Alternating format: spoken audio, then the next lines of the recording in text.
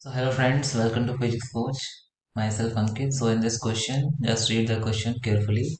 A galvanometer is used in laboratory for detecting the null point in electrical experiment. So what is the use of galvanometer?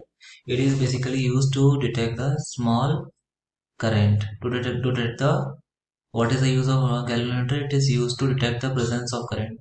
Whether there is a current in my circuit or not, it will detect only this. It will not calculate any value of current. Then who will calculate? Ammeter.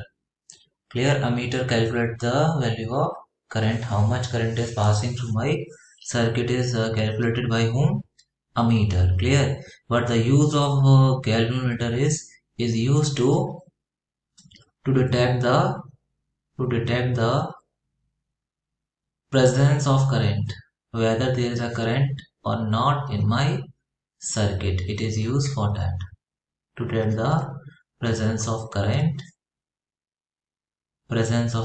in a circuit. Clear? Now see this question. They are asking the figure of merit. So figure of merit, basically it is used to deflection by, not deflection, current per unit deflection is known as figure of merit. If figure of merit is more, means I by theta is more.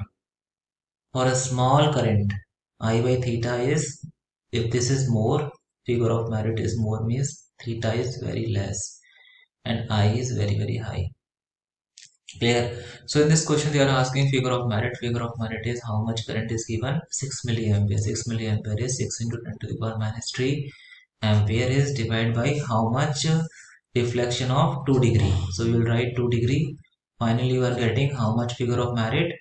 2 3 is 6, 3 into 10 to the power minus 3 ampere per degree. Clear? What is the answer? Option.